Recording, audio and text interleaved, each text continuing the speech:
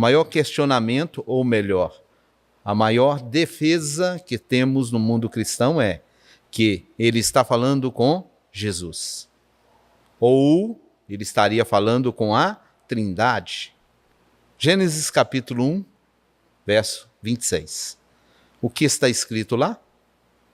Disse o Eterno: façamos o homem conforme a nossa imagem, conforme a nossa semelhança. Maior questionamento, ou melhor, a maior defesa que temos no mundo cristão é que ele está falando com Jesus. Ou ele estaria falando com a Trindade. Né? Mas existia Trindade? Ou melhor, existe Trindade na Bíblia?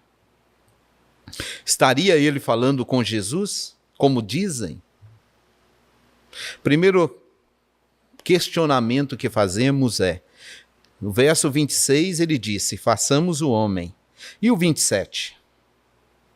A maioria das pessoas que defendem que Jesus estava ali, eu vai dizer que é a Trindade, que está ali Pai, Filho e Espírito Santo, porque está no plural o verbo, a ação.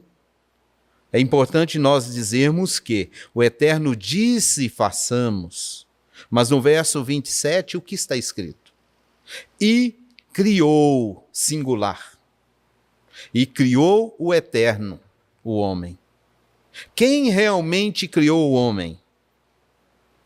Um ser, porque está dito no verso 27, e criou o Eterno, o homem.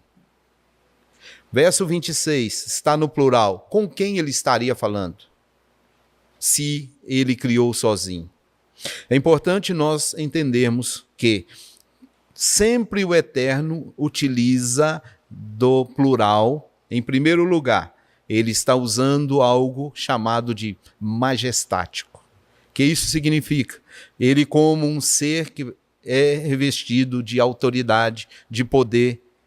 Ou melhor, não só ele, mas os seres que possuem majestade, eles sempre utilizam para ação o verbo no plural.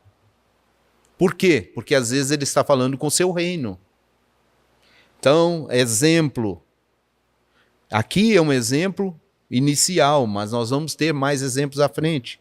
Quando o Eterno disse que o homem está pecando, que o homem está praticando atos, ele disse, desçamos para verificar.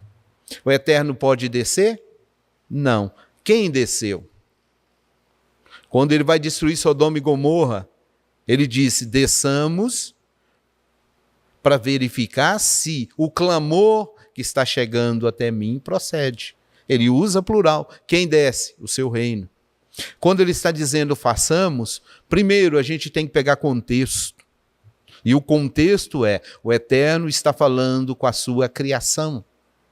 Até o 6º dia, ele falou com o céu, ele falou com a terra, ele falou com a natureza. Quando ele precisou de criar outras coisas, ele está falando com a natureza. Mas é importante observar, por exemplo, que o Eterno fala com a água para a água produzir. Mas na sequência está dito, e criou o Eterno isso e isso. O Eterno fala para os céus produzir, mas na sequência está, e o Eterno criou isso e isso. Então, quando chegamos no verso 26, a fala continua sendo a mesma. O Eterno está falando com a natureza. O Eterno está falando com aquilo que está envolvido na criação. Ele pode, nesse façamos, estar anjos também. Pode ter terra, céus, a natureza também. A princípio, por exemplo, quando falamos que o Eterno criou céus e terra, o Eterno tira da terra para produzir o homem. O Eterno pega da água para fazer barro. Então, a natureza está envolvida no processo. Então, quando ele disse, façamos agora o homem, ele está falando com o seu reino. Tá? Por isso que na sequência vamos encontrar N textos que diz que ele criou sozinho. Por exemplo, nós vamos encontrar lá no livro de Isaías 40, 25. Olha o que está dito. A quem, pois, me comparareis para que eu lhe seja semelhante? Diz o santo, Kadosh. Levantai ao alto os vossos olhos e vede quem criou estas coisas. Singular. Ele continua, foi aquele que fez sair o exército delas, segundo o seu número. Ele as chama, ele, quantos? Ele as chama todas pelos seus nomes, por ser ele grande em força e forte em poder, nenhuma faltará. Isaías 42, 5 diz, assim diz Elohim, o Eterno, que criou, singular, os céus e os desenrolou, e estendeu a terra, e que dela procede, que dá respiração ao povo que nele está, e urua aos que andam nela.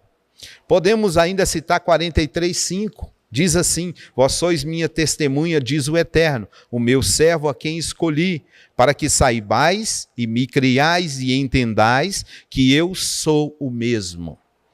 Antes de mim, tradução portuguesa, Deus. Versão hebraica, Elohim.